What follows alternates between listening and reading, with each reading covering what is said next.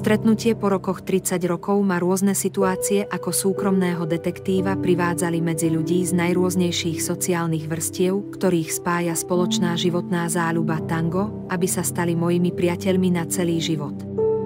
A tak ako plynuli roky, aj Buenos Aires sa menilo k nepoznaniu. Staré rachotiace bujcky nahradili moderné autá plné elektroniky, krásne ťahavé neónové reklamné panely nad reštauráciami vystriedali veľké agresívne blikajúce obrazovky, zmizli staré novinové stánky oblepené čierno-bielými reklamami na koloniálny tovar, preč sú poštové schránky na rohoch ulic. Nikto už nepíše listy, nečaká ráno pred stánkom na čerstvé noviny. Všetci sa ponáhľajú s mobilmi v rukách.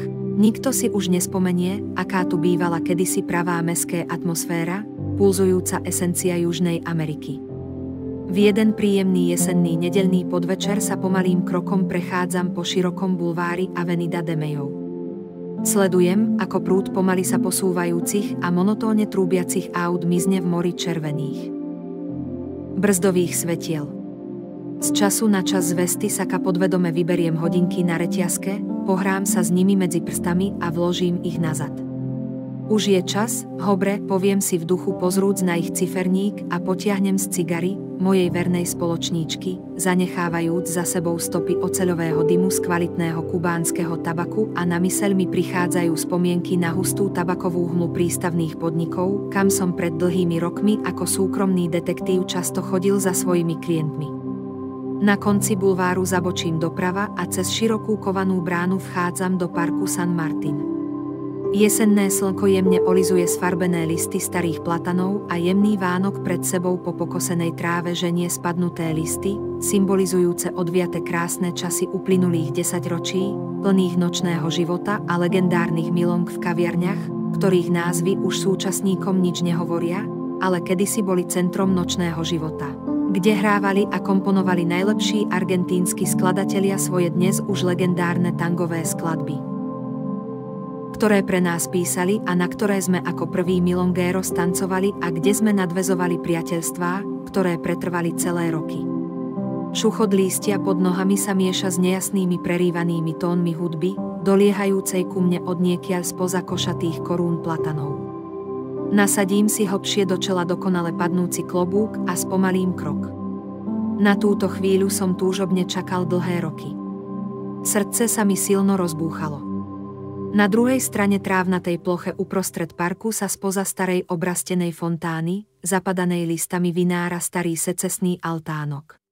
Hudbu už počujem zreteľne a vo svite tlmených svetiel, lemujúcich stĺporadie altánku rozoznávam siluety jednotlivých postáv. Áno, prišli. Ľudia, s ktorými je spojený môj osud, kvôli ktorým som sa na svet začal pozerať z iného pohľadu, ľudia, vďaka ktorým som väčšinu života strávil v tangovom rytme, v prostredí nablískaných tanečných podnikov i prístavných putík, kaviarní, hotelov, všade tam, kde znie hypnotizujúci rytmus tanga.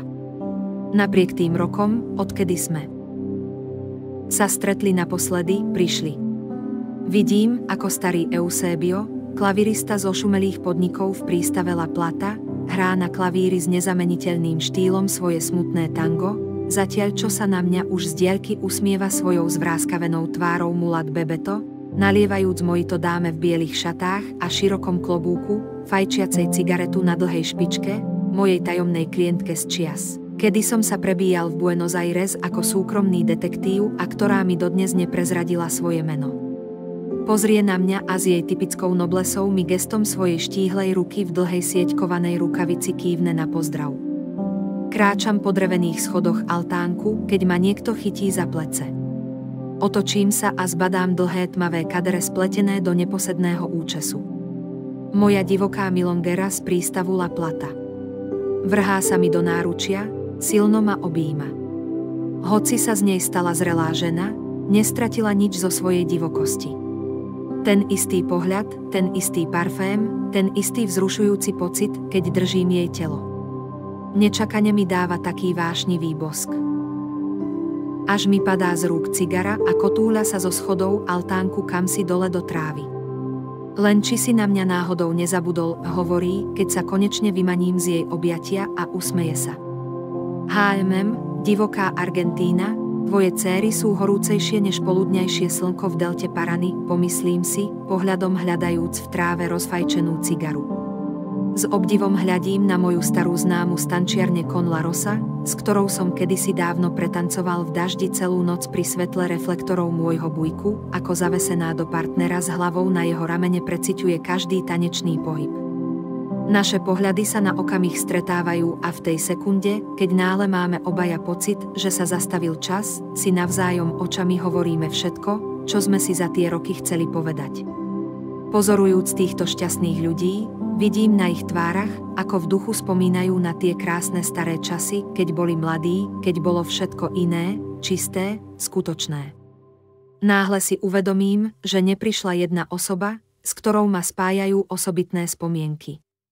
Žena, ktorej obraz sa mi pravidelne vnáral do mysle, keď som počas milong stával pri západe slnka na terase hotela Esperanza.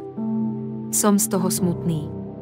Zrazu sa v šere parku objavuje kolóna 5 tmavých limuzín a nehlučne sa blížia k nám, zastavujú, z aut vyskakujú muži v tmavých oblekoch a obkolesujú altánok. Prestávame tancovať, klavír zmlkne. Takmer nedýchame. Napätie sa dá krájať nožom. Dvaja muži pristupujú k prostrednej limuzíne, jeden z nich otvára zadné dvere a z auta vystupuje starší pán v klobúku a kabáte a dôstojným štátnickým krokom kráča v ich sprievode k altánku. Známe kontúry jeho tváre osvetlené žltým svetlom reflektorov limuzíny ma nenechávajú na pochybách, kto to je. Niekto v dave za mnou zašepká, ach, to je predsa Juan Perón. Pristupuje ku mne a s dôstojnosťou svojej funkcie mi vraví: Buenos días, señor. Prišiel som splniť posledné želanie mne veľmi blízkej osoby. A podal mi veľkú obálku. Rozlepil som ju a vytiahol lístok, na ktorom bol rukou krásnym písmom napísaný krátky text: Nikdy nezabudnem na ten neopakovateľný večer na terase hotela Esperanza, vďaka ktorému sa pre mňa tango stalo svetlom v mojom srdci. Ďakujem vám, señor. Vaša Petra. Na dne obálky je zložená šatka, presne tá, ktorú mala táto nezabudnutelná žena na sebe v ten večer. Zobral som ju do ruky a priložil si ju k hrudi. Stále voňala jej vôňou. Slzy sa mi tisli do očí, ale vydržal som. Toho vaša tango musí byť viac než tanec, hovorí mi Perón. Si, señor presidente, tango je náš život. Odpoviem mu so stiahnutým krkom. Pokynul chápavo hlavou a podal mi na rozlúčku ruku. V zápätí nasadá do limuzíny a celá kolóna sa pohla kamsi do diaľky. Ostávam som tam stáť so šatkou v ruke a je mi smutno. Uväzujem si šatku okolo krku, pristupujem k priateľom, hudba, o poznanie smutnejšia, opäť hrá a my vo svetle posledných lúčov zapadajúceho slnka tancujeme, zavesení do seba, oživujúc v mysliach. Spomienky na jednu slávnu éru argentínskeho tanga.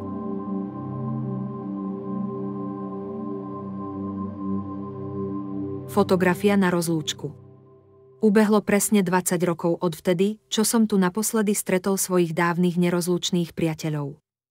Uprostred parku stojí prázdny a spustnutý altánok.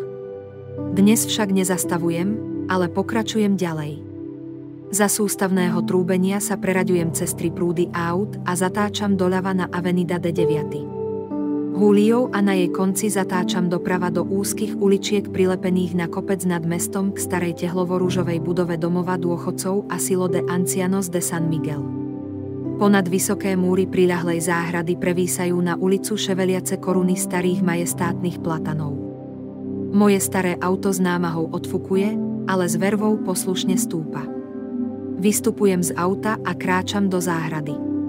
Spoza rohu vynára opatrovateľka, tlačiac na kolieskovom kresle starú spiacu ženu zabalenú do hnedej prúškovanej deky. Moju dávnu milongovú divu, Groevku Petru de Vestenic. Z vrecka saka vyberám starú čierno-bielu rozlúčkovú fotografiu spred 20 rokov. Z altánku San Martín a zasúvam ju spiacej žene do rúk. Na chvíľu sa prebudí, ale iba tak do polobdenia, vnímajúc ma iba ako súčasť sna, pevnejšie uchopiac v ruke fotografiu.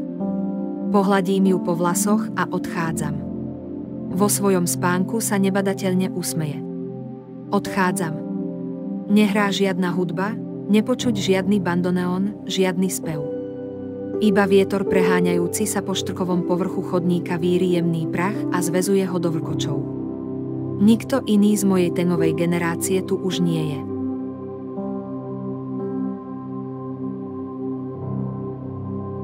Prešlo ďalších 10 rokov. Všetci moji kamaráti z Buenos Aires, ktorých som celý život stretával na argentínskom Tenu, už odpočívajú na cintoríne Recoleta. Ostali po nich iba spomienky v príbehoch, ktoré si rozprávajú generácie našich nasledovníkov na milongách a vyblednuté fotografie z našich čias na stenách legendárnych tančiarní tam dole v meste. Adios, amigos.